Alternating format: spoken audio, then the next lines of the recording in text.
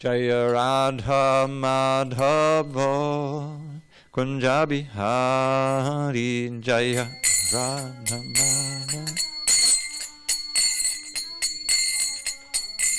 Jaya Radha Madhava Kunja Bihari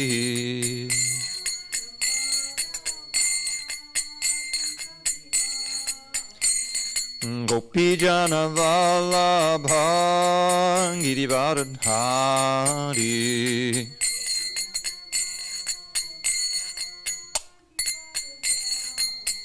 Jaya Gopi Jana Vallabha Girivardhari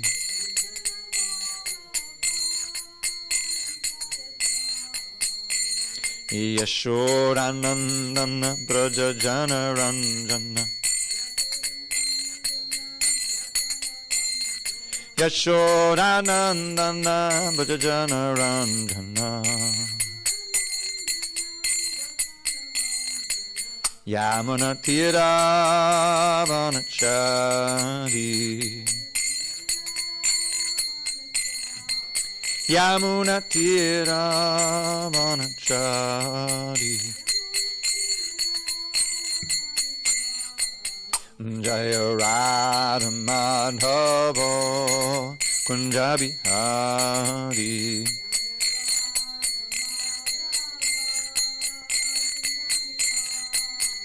Jaya Radha Madhava Kunja Bihari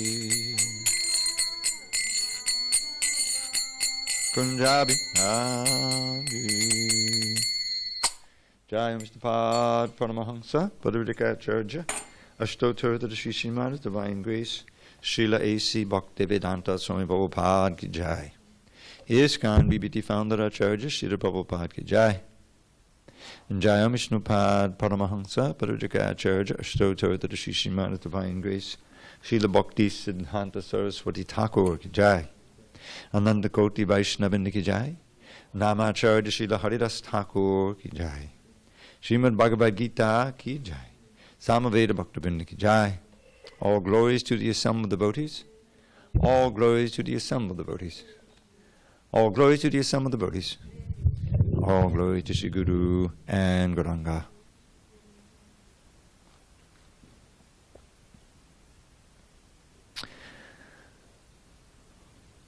Oops, made a mistake. Okay. Om Namo Bhagavate Vasudevaya. Om Namo Bhagavate Vasudevaya. Om Namo Bhagavate Vasudevaya.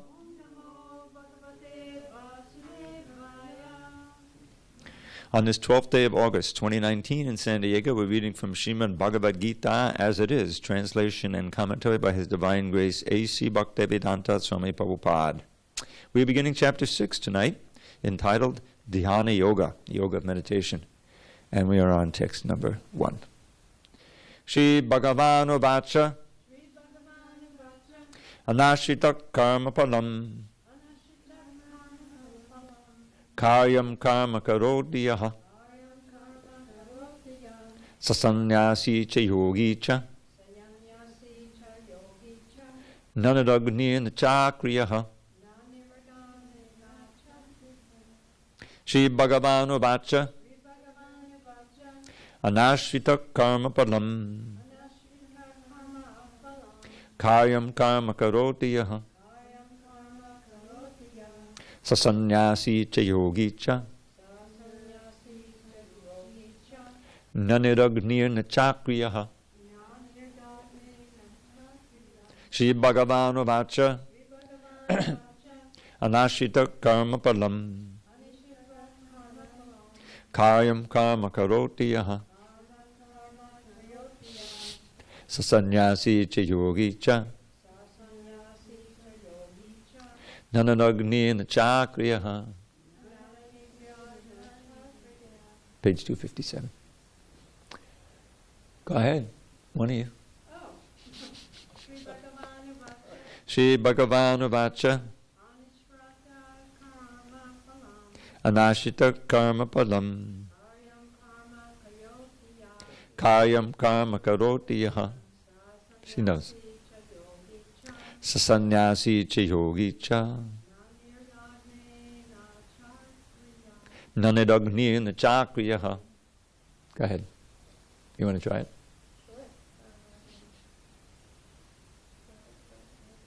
Yeah, Sri Bhagavan Vacha. Text 1. Sri Uvacha. Uvacha. Sri Bhagavan Vacha. Maybe you need to practice a little. All right. Sri Bhagavan Vacha, the Lord said, Anashitaha, without taking shelter. Karma palam, of the result of work. Karyam, obligatory. Karma, work. Karoti, performs. Yaha, one who. Saha, he. Sannyasi, in the renounced order. Cha, also. Yogi, mystic. Cha, also. Na, not. Nihi, without. Agnihi, fire. Na, nor. Cha, also. Akriyaha, without duty. Translation. The Supreme Personality of Godhead said, one who is unattached to the fruits of his work and who works as he is obligated is in the renounced order of life, and he is the true mystic, not he who lights no fire and performs no duty. Purport. In this chapter, the Lord explains that the process of the Eightfold Yoga system is a means to control the mind and the senses. However, this is very difficult for people in general to perform, especially in the age of Kali. Although the Eightfold Yoga system is recommended in this chapter, the Lord emphasizes that the process of karma yoga, or acting in Krishna consciousness, is better. Everyone acts in this world to maintain his family and their paraphernalia, but no one is working without some self-interest, some personal gratification, be it concentrated or extended. The criterion of perfection is to act in Krishna consciousness, and not with a view to enjoying the fruits of work. To act in Krishna consciousness is the duty of every living entity, because all are constitutionally parts and parcels of the Supreme. The parts of the body work for the satisfaction of the whole body. The limbs of the body do not act for self-satisfaction, but for the satisfaction of the complete whole.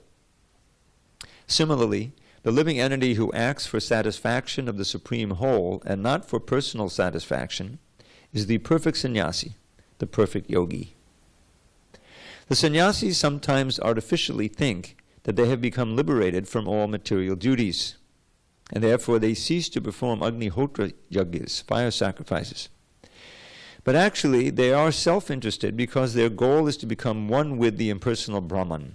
Such a desire is greater than any material desire, but it is not without self-interest. Similarly, the mystic yogi who practices the yoga system with half-open eyes, ceasing all material activities, desires some satisfaction for his personal self. But a person acting in Krishna consciousness works for the satisfaction of the whole, without self-interest. A Krishna-conscious person has no desire for self-satisfaction. His criterion of success is the satisfaction of Krishna, and thus he is the perfect sannyasi, or perfect yogi. Lord Chaitanya, the highest perfectional symbol of renunciation, prays in this way. Nadanang nadanang nasundarim. No. Kavitang va jagadish kamaye. Mama janmani janmanishware. Bhavata bhakta dahoy tukhi tvahi. Lord Chaitanya is speaking here. O Almighty Lord, I have no desire to accumulate wealth, nor to enjoy beautiful women, nor do I want any number of followers. What I want only is the causeless mercy of your devotional service in my life, birth after birth. Om Jnana Timirandasya Jnananjana Shalakaya Chakshu Unmilitam Mena Tasmai Shri Gurave Namaha. We appear to have hit a time warp here. I'm seeing Braj, Leela Sar. They used to come every night when they lived half a block away. Anyway, I'm sure it's some special occasion, but thank you for driving by. This is great. It was a capacity crowd. Priscilla has arrived. Okay. Om Jnana Timirandasya Jnanandana Shalakaya Chakshu Unmilitam Mena Tasmai Shri Gurave Namaha. I was born in the darkness of ignorance, but my spiritual master, Srila Prabhupada, opened my eyes with the torchlight of knowledge. I offer my humble obeisances unto him and all members of Sri Parampara. So this is a very kind of a key chapter in the Bhagavad Gita. And there's a wonderful set of lectures that Srila Prabhupada gave on this chapter. And then they've been collected into something called the Yoga System tapes, Yoga System series. Prabhupada gave most of them in LA in like 69, 70. And he felt that he was on the battlefield because yoga had just becoming more popular in America. And there were various, charismatics who were teaching yoga and getting a big following, So Prabhupada is really on fire, and he's giving a very nice explanation of all these verses and showing how this is the real yoga system. And then at the end, at the end of the chapter, he says, even though it's authentic yoga system, it's very difficult, as he says right at the beginning of the purport, in this age. And the best way to achieve all the results and more of the yoga system given here is by Krishna consciousness. So first, Krishna is describing here the general principles of sannyas and yoga, just in general. Anashrita karma palam means that you're not acting with this self-interested motive. Anashrita means without taking shelter of the fruits of your activity, which everybody does. I mean, that's why people work. But the yogis, they renounce that. And so, karyam karma karotiya. But they continue to work as a matter of duty. So, normally you wouldn't think, well, wait a minute. Yogis go off to the Himalayas and they just sit there, where are they acting in a matter of duty or something. But Krishna is giving a more general principle because he wants to draw Arjuna in to the idea of being a yogi. He wants Arjuna to do his duty. You should always remember there's a context, right? And so this is what the beginning and the end of the chapter, where he will say, Yogi namapi sarveshya mangatena taratmana. Arjuna, after all the technical description of sitting in a secluded place in a certain way with your back straight and your eyes fixed between the eyebrows, and controlling the breathing, and then controlling the mind. And of course Arjuna, he pleads inability. He's representing us. How can I control the mind? It's like trying to control the wind. It's impossible. So Krishna says, no, it's possible by practice. And Arjuna finally says, well, what if I fail? I'm given up my whole life and gone to the forest and meditated, and then I failed at the yoga, so I failed at everything. I lost the footing both. So Krishna says, no, don't worry. Nothing is ever lost. In the next birth, you'll take birth in a wealthy family or a yogi family like that. So the basic idea is that there's some very good instruction, don't get me wrong, about controlling the mind and not eating too much, not eating too little, and it's very nice and important instruction. But in the end, Arjuna pleads inability. And Krishna basically says, don't worry. Don't worry. You're already the best yogi because you're always thinking of me in your heart with love. That's the thing. But bhajan, bhakti, comes in at the very end of this chapter. That's where it comes in. Although Krishna does say meditating on me is the real goal of yoga. So, anashrita karma palam, giving up the fruits of one's activity, working as one is obliged. Such a person is a sannyasi and a yogi, so he's a renunciant. The renunciation is really not our goal. What is our real goal is detachment. Because it's the attachments that we develop, the material attachments, that bring us back to the next birth. It's those material attachments which we develop on the basis of false ego. Why do we become attached? Because it's pleasing to my body, pleasing to my mind, right? Even the intelligence. Somehow or other I see something that's pleasing and I engage in it and I experience some pleasure, which of course is fleeting, it comes and goes, but that creates a desire in the mind to experience it again and again and again. And this is how we get entangled in this world. So we have to work. But the more that we can dedicate, be in the mood of sacrifice, meaning that the fruits of our work, as far as possible, should be given over to Krishna. Now, the greatest sacrifice of all is Sankirtan Yajna. I mean, when you're chanting Hare Krishna, especially together in music, it's not you're not doing it for yourself. I mean, no one is thinking. Well, some people do. When they first come in, showing how much they can. Look at me, you know. But anyone who's really into the kirtan says, oh boy, this guy's really got to get over himself, right?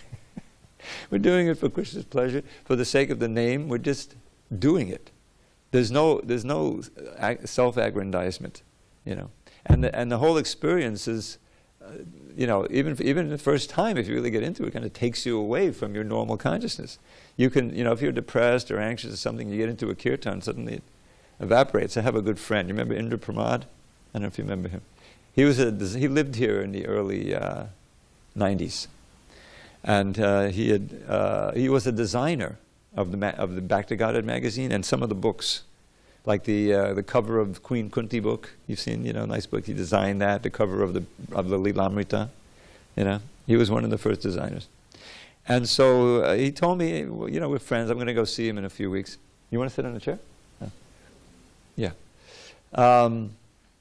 He said when he first started coming around, he was having some trouble in his life. He was a little depressed, you know. New York City, just living there alone can make you depressed. So he started chanting. He picked up the chanting, you know. And he noticed after some time, if he would chant on the subway, you know, he was chanting one, that after, what happened to my depression? You know. He's really into chanting. And it's like that. There's a special potency to it. That's real yoga. You're connecting with Krishna, and Krishna is reciprocating, you know, in the heart and giving you a little taste. So, this process we're going to learn, there's some very important instructions here, because really the whole process of yoga, no matter what yoga you're dealing with, ultimately focuses on the mind, because it's the mind that is the template of your next birth. If we want to try to get liberation, which is a good first motive, you know, how can I get free from old age, disease, and death again and again and again? This is like a basic question of human life. Nobody's thinking like that. You know, people have convinced themselves there's no life after death, or if there is, I'm sure to go to heaven because I go to church once a week, you know, no problem, or something. But no one is thinking how, you know, that I've lived before, I'm going to live again, and I'm tied in with this old age, disease, and death, and birth again. How can I get out of it? That's really the human question.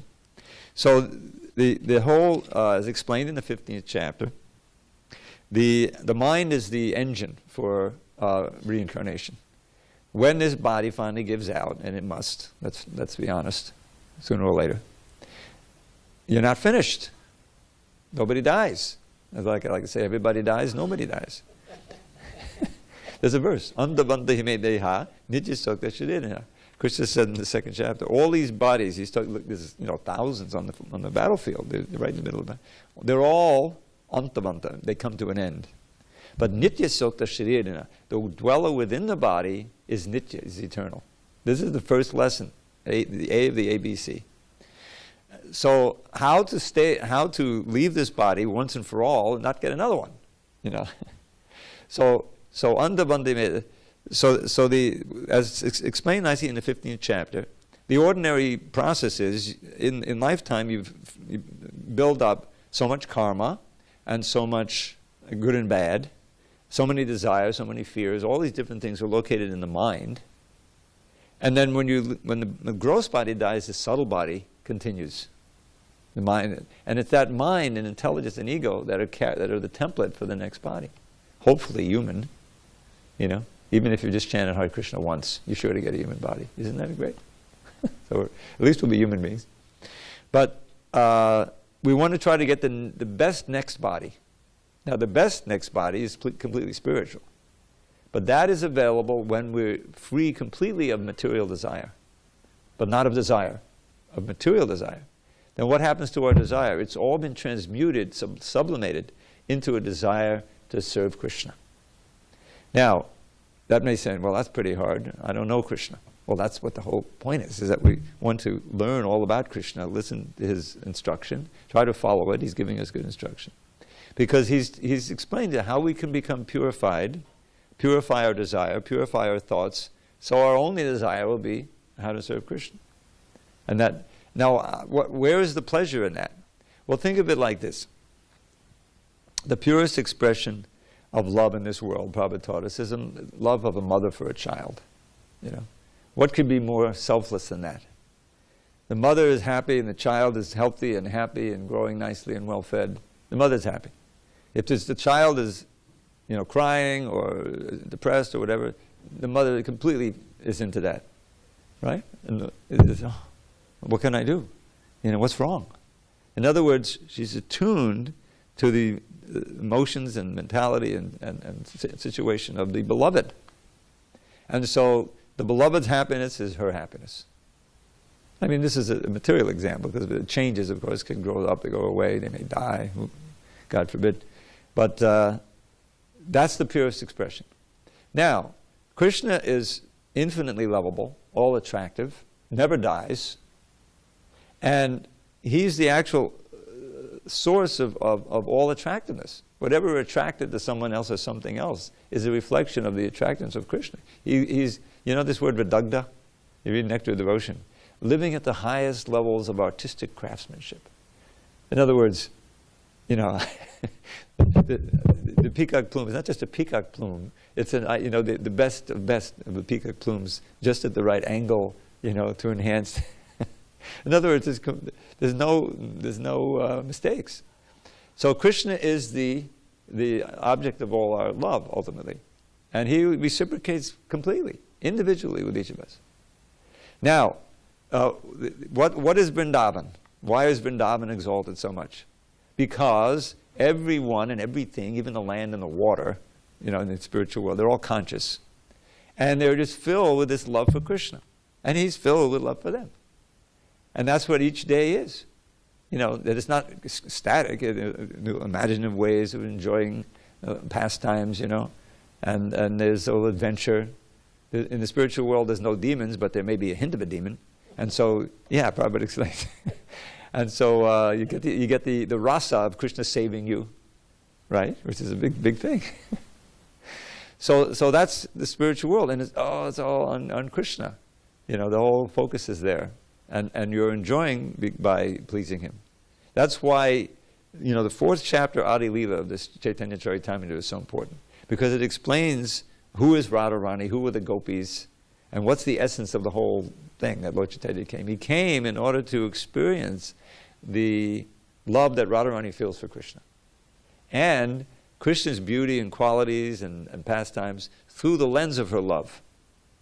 No one appreciates it more than he. And he also wanted to feel the incredible bliss and ananda that she feels loving him and being loved by him. Now, he couldn't experience those. Krishna could not experience those in the spiritual world. He had to come down and take her role, and in complexion and emotions and everything, and that's Lord Chaitanya. So he has a whole discussion of the difference between kama and prema. The binding force here is kama. This is at the end of the third chapter. We had this wonderful discussion here where Arjuna asks, what is it that seems to force us to do things that we don't know are wrong, are bad for ourselves? Atakena prayuktoyam papam charati purusha anichanna vivarshnaya balarivi niyojita.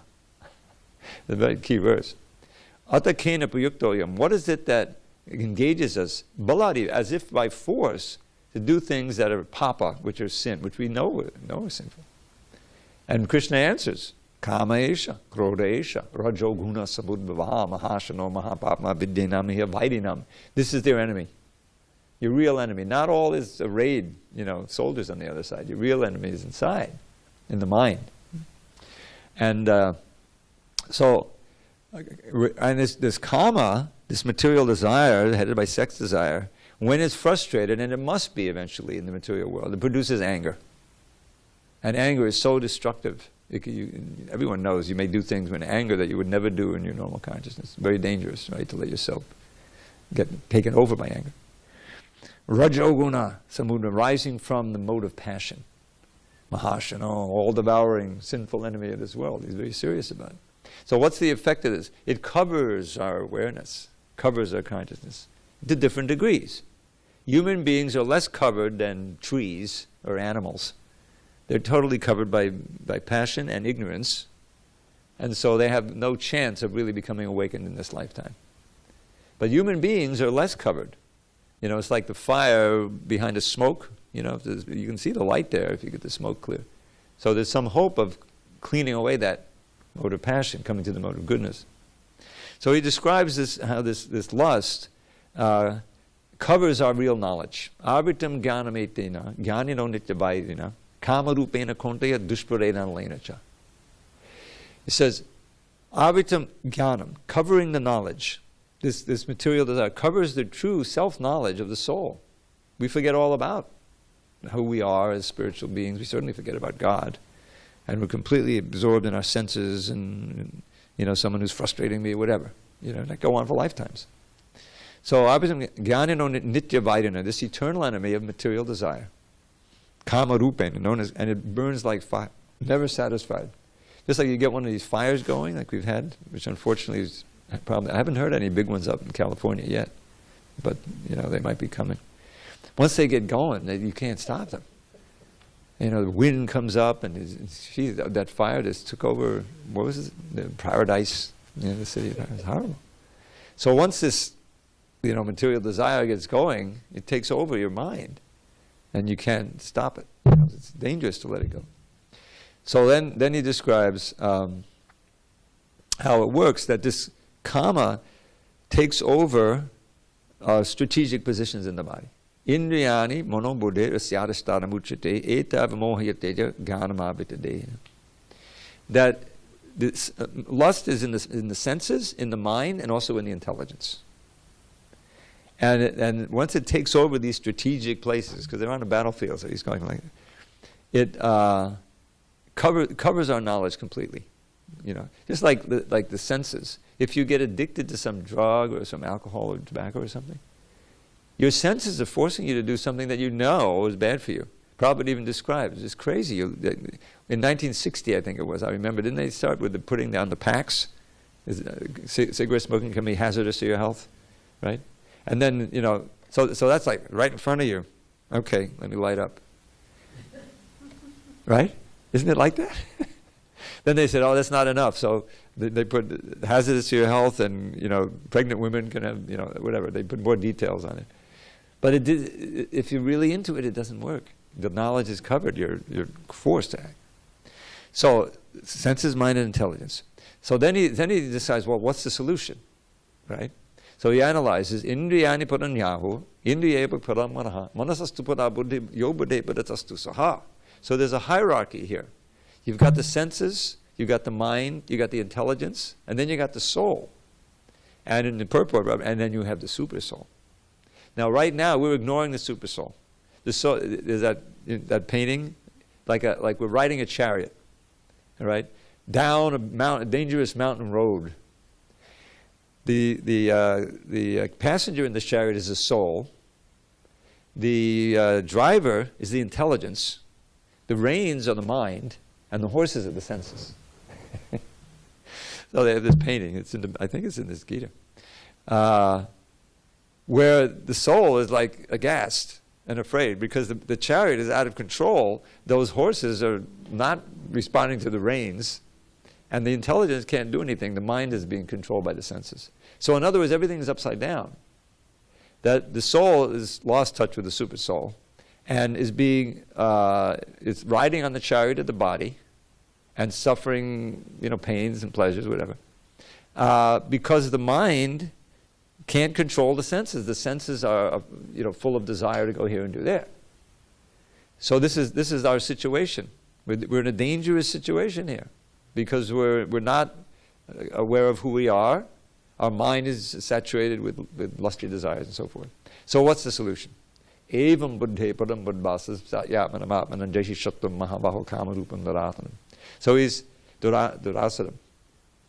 So understanding yourself to be transcendental even to the intelligence, control the lower self by the higher self, and on the strength of the spiritual advancement, overcome the enemy of lust. So the only way to do that is to get strength from the super soul. The super soul is above all. But now we're not listening to him. We can't hear life after life. He's just overseeing and giving us intelligence how we can, even in animal bodies, whatever it may be, how we can fulfill our karma and that, But we want to hear directly from him. We can't. Therefore, he comes externally as the book, as the Bhagavad Gita, as the spiritual master, as the sadhus, giving us good instruction. Don't do that. Come over here and chant Hare Krishna. Because of this age, we're so fallen. The holy name is come and personified as Krishna himself. He's always Krishna, but it's our real shelter.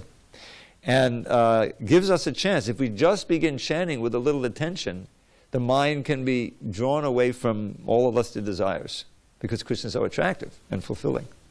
And this is why we can develop a spiritual strength. Then, by that chanting, we become interested in, what was that in the good book, and the intelligence becomes strengthened. When the intelligence is strengthened, you can control the lower self, the mind. And the more that the mind gets trained, it begins to spontaneously give up, or first lose the attraction. Things that you used to do, I mean, now they have this fake meat they're putting out. It's vegan. You've seen it, you've heard about it. They're making burgers that taste just like burgers, and they even bleed, but there's no meat, And people are going for it. But I mean, I don't think a devotee would eat that, would they? I don't want to remember that, forget it. I don't. Even for years and years, they had soy stuff that was supposed to taste like chicken, and I said, no, thank you. Give me a pakora. The point is, you lose the taste for it. It's not that you need a substitute so you can think It's not like that, And so that's what the yogi is trying to do by force. The bhakti yogi can do it in a more natural way. And that's why even here in the middle of a big city, without worrying about, learning the sit and the breathing and going off alone somewhere. I mean, it's good to take a retreat sometime, but we don't want to go off alone. We want to go to pay some pilgrimage and have a big kirtan, So the idea is that it's organic, it's natural, that you can control that lower self and really cleanse, purify the body, the senses, the mind, and the intelligence by the process of bhakti yoga, so that the mind becomes your friend. This is the big thing. Krishna will describe one of the most important verses. He says, Urdadetmatmanatmanam natmanam vavasariyet atmaiva atmano bandhur atmaiva riparatmanaha. This one, I always remember this verse. Uplift yourself by the mind. Don't degrade yourself. The mind can be your friend, or your worst enemy, or your best friend. And then he describes that mind which is controlled and fixed on me, we know, is your best friend. But that mind which is taking you into, away from Krishna is your worst enemy. So we don't have to be victims of the mind. We can, practice the principles of devotion, of bhakti yoga, and train the mind to think more and more of Krishna by the easy process and happy process of kirtan and worshiping the deity, taking prasadam, hearing lila, shlokas. I mean, it's a great treasure. Shlokas. I mean, they never fail. Here's one I learned recently. Shyamam hiranyapadidhim. Shyamam hiranyapadidhim paribhaya malya. Dhatu pravala.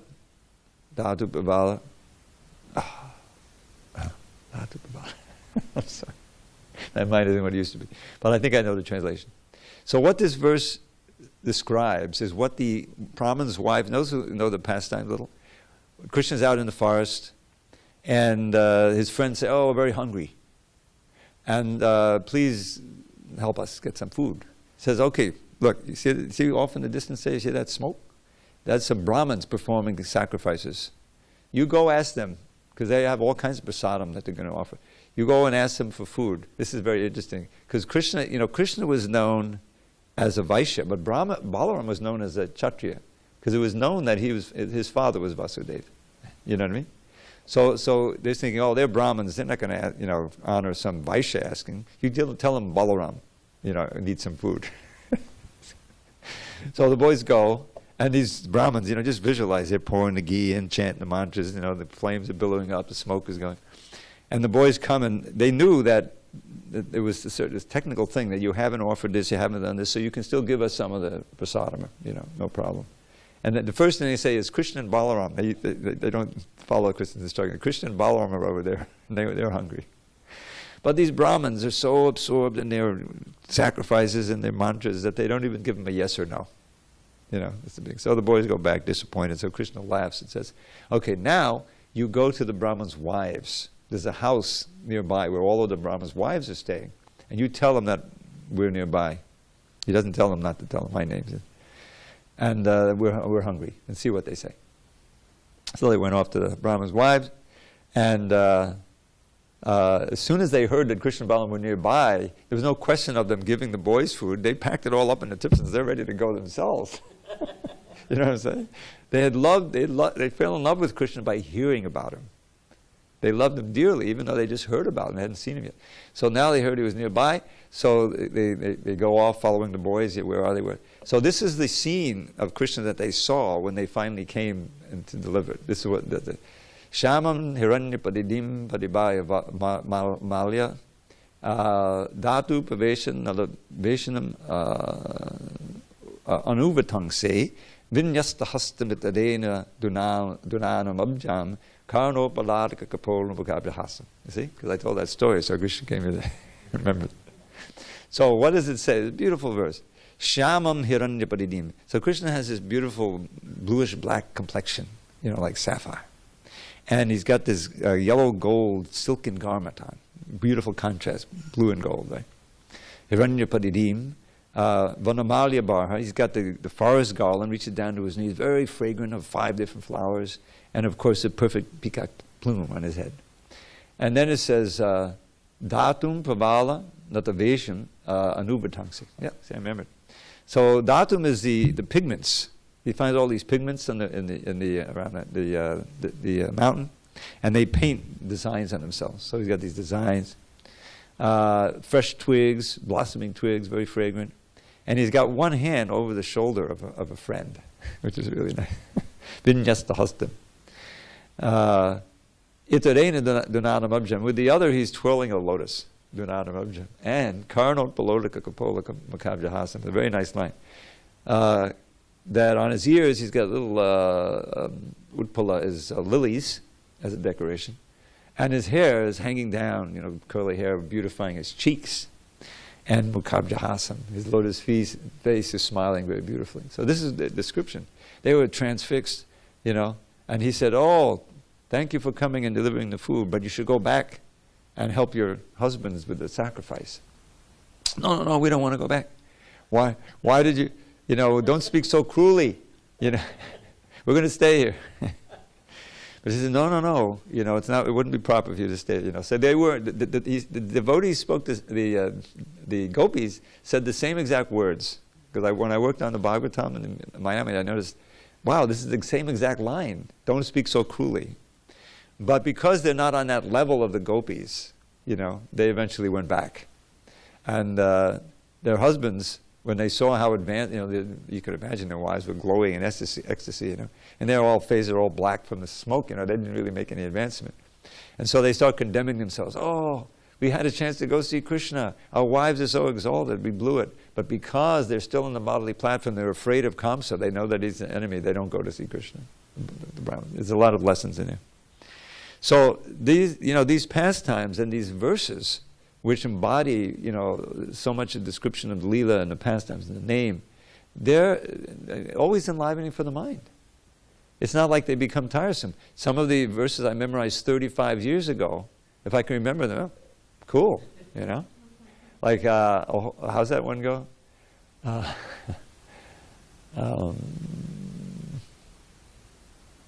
Anyway, this one is one that I memorized. I put into a poem. Aho bir nakale vaduyate sudasa dhara modalam pade pade dine dine chandana chandra shitalam yasho yashodatana yasagiyate. Now it's hot weather, so we're starting to put chandan on Prabhupada's forehead, right? Sandalwood paste. And you may not know, they usually sprinkle a little camphor in there to make it even more cooling. The idea is already cooling. When it gets very hot, it's important, So that's an important little cultural factor that's in this verse. So this Kali Yuga is like a big fire, It's so many dangers and so difficult. So that's part of this verse too. So let's see how it goes.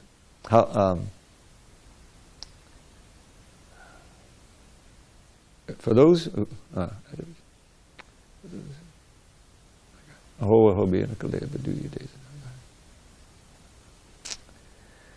Because at every step they drink a flood of wondrous nectar sweet, whose cooling power sandal paste enhanced with camphor can't defeat. They feel as if the raging blaze of Kali's days had ne'er begun, because it's so cooling, see? They feel as if the raging blaze of Kali's days had ne'er begun. How blessed are they who fill their days with praise of Shri Yashoda's son. You see? This is exactly what Prabhupada did. Every day, he gets up at 12 in the morning, to dictate his purports, and then he takes a massage and takes a little breakfast, and he meets with devotees, and he gives classes and morning walk, always speaking, glorifying Krishna, till late at night, and take a rest for a few hours, up again, dictating the purport, filling his days with praise of Shri Yashoda's son, who is Krishna, and always in bliss. I just read this. There's video of this. This series of DVDs that Yadabar put together 25 years ago called Following Srila Prabhupada. And he gathered all this footage, of Prabhupada, and some even of just the devotees waiting for Prabhupada. And this one is this amazing pastime that took place in 1973 in London, the London Ratha Yatra. And I was reading the Lilamrita, and I read about how Prabhupada was feeling ill because his sister, he had a sister who came and would stay with him in Mayapur, and we call her Pishima. I don't know if you ever saw Pishima. But she looked just like Prabhupada, her face just like but she insisted on cooking for her brother, which she had done when she was kids and everything, So it was very touching. The only problem was that sometimes when she cooked, Prabhupada couldn't digest, but he had to eat it. He felt he had to eat it. So it was some kachori or something, and he got really sick, Oh, it was uncooked, and, oh my God. So eventually he was feeling a little better, so it was time to go to, so they said, Prabhupada, just rest. But there was all this preaching to be done in London, and the Ratha Yatra was happening. And, in Trafalgar Square, in the middle of London, it was a big Ratha Yatra. So Prabhupada insisted on going. Says, okay, they warned the devotees when you get there, have a vyasa for Prabhupada so we can sit and everything. So he comes to London, and they have this video of this. And Prabhupada, as anyone, I don't know if you were over there, in 75 I was there in Golden Gate Park with a Ratha Yatra with Prabhupada. And he would always sit on the Vyasasana on Subhadra's cart, Okay, fine. So they had the Vyasasana ready, but Prabhupada didn't go up there. He wanted to walk for the Ratha Yatra, which was miles, He was already feeling a little ill, And they show a picture, they put 1, 2, 3, 4, 5 garlands on Prabhupada. That was and he started walking and dancing and jumping, and the devotees just went nuts. They came off the car. I don't know if his name's Meena, but there's a devotee named Revatinandan who was doing a lot of kirtan at the time, And so he was leading kirtan on the cart with a microphone, So after a while, Prabhupada said, come down. So he comes down gradually, and then, so everyone's in the street. And Prabhupada's walking the whole way, a couple of miles, to Trafalgar Square. And it shows, and the police, what do they call them, bobbies or something? They were saying, move it along, you're going too slow, And so finally, they didn't say to Prabhupada because they saw he was in a special state. They asked, who was it, Shuddhakirti, I think, to talk to him, and tell him to stop, or move faster. So Shuddhakirti went in and told Prabhupada, they want you to get on the cart, Prabhupada didn't say anything. He just turned around and kept dancing, They couldn't do anything. So it was a total miracle. And there was a devotee who became Krishnadas Swami, who was already initiated. He's Gaudiya Vaishnava, but he wasn't, a disciple of Prabhupada. He came to that Ratha Yatra, saw Prabhupada in that kirtan, and he decided he wanted to take initiation. And he took sannyas from Prabhupada and became a big preacher. He came here a couple of times when I was here in the 90s. He's passed away now.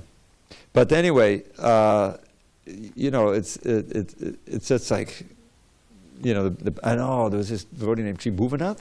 I don't know if you heard of him. He was a big preacher there. He eventually went to Africa, did a lot of preaching. And he was just going nuts. You could see everybody with the kirtan, the drums, the devotees were just in ecstasy. So the point is that's yoga. That's real yoga.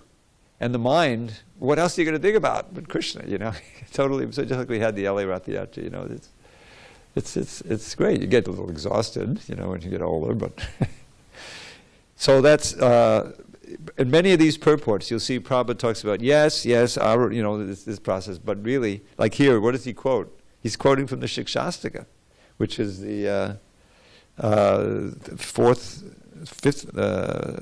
verse. Nadanang dananang sundari. I have no desire to accumulate wealth, the highest perfectional symbol of renunciation. So this is, the real renunciation can happen when you're not attracted to the material things. You couldn't care less. It's abominable. The very things that you were addicted to before, it says, God, how did that happen? And because you're addicted to Krishna. So that's how we can actually practice yoga this age. Okay, I kind of maybe got a little far afield, but we don't want to stop our tradition. We've begun reading the Upadeshamrita, was it? I think it was. Yes. And we have 6 minutes. Let's see if we can do a little of that.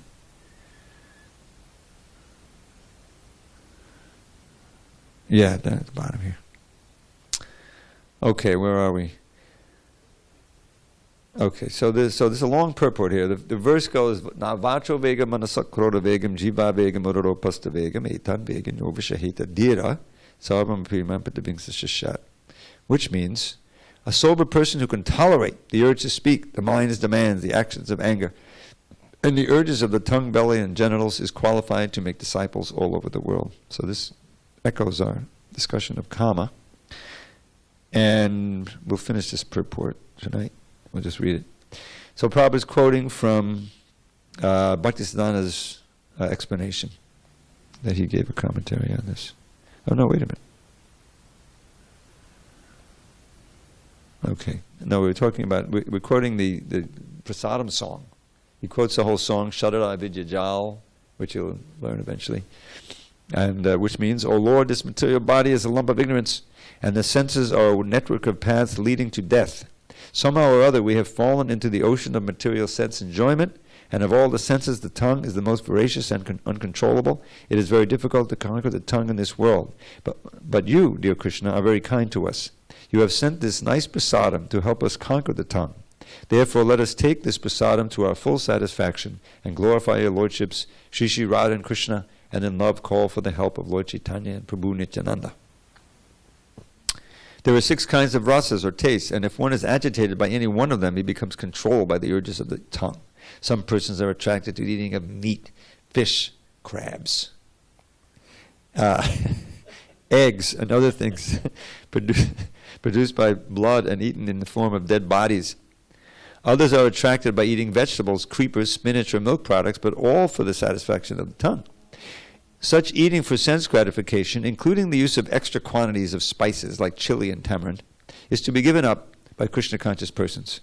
The use of pan, hataka, betel nuts, various spices used in pan-making, tobacco, LSD, marijuana, opium, liquor, coffee, and tea is indulged in to fulfill illicit demands. If we can practice accepting only remnants of food offered to Krishna, it is possible to get free from Maya's victimization. Vegetables, grains, fruits, milk products, and water are proper foods to offer to the Lord, as Lord Krishna himself prescribes. But if one accepts prasadam only because of its palatable taste, and thus eats too much, he also falls prey to trying to satisfy the demands of the tongue. Lord Chaitanya taught us to avoid very palatable dishes even while eating prasadam. If we offer palatable dishes to the deity with the intention of eating such nice food, we are involved in trying to satisfy the demands of the tongue. If we accept the invitation of a rich man with the idea of receiving palatable food, we are also trying to satisfy the demands of the tongue.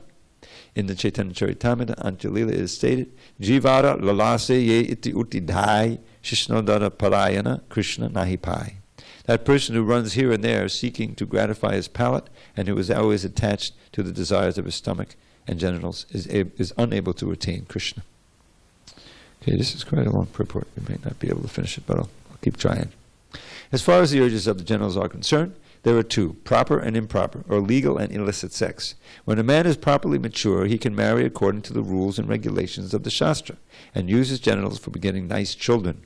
This is legal and religious. Otherwise, he may adopt many artificial means to satisfy the demands of the genitals, and he may not use any restraint. When one indulges in illicit sex, as defined by the Shastras, either by thinking, planning, talking, about or actually having a sexual intercourse, or by satisfying the genitals artificially, he's caught in the clutches of Maya. These instructions apply not only to householders, but also to tyagis, or those who are in the renounced order of life. In his book Prema Vivarta, Chapter 7, Jagadananda Pandit says, I'll skip the Bengali, "My dear brother, you are in a renounced order of life, and should not listen to talk about ordinary worldly things, nor should you talk about worldly things when you meet with others. Don't think of women, even in dreams. You have accepted the renounced order of life with a vow that forbids you to associate with women. If you wish to associate with Lord Chaitanya, you must always remember the incident of Chota Haridas and how he was rejected by the Lord. Don't eat luxurious dishes or dress in fine garments, but always remain humble and serve the Lord, their Lordship, Sri Sri Radha Krishna, in your heart of hearts." Okay, one more minute. The conclusion is that one who can control these 6 items, speech, mind, anger, tongue, belly, and genitals, is to be called a Swami or Goswami.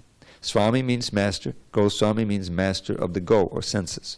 When one accepts the renounced order of life, he automatically assumes the title of Swami. This does not mean that he is the master of his family, community, or society. He must be master of his senses. Unless one is master of his senses, he should not be called Goswami, but Godas, servant of the senses. Following in the footsteps of the 6 Goswamis of Vrindavan, all Swamis and Goswamis should fully engage in the transcendental loving service of the Lord. Okay, we will definitely finish this purport tomorrow. There's only 2 more paragraphs, but we have to prepare for the arti. All glories to Srila Prabhupada.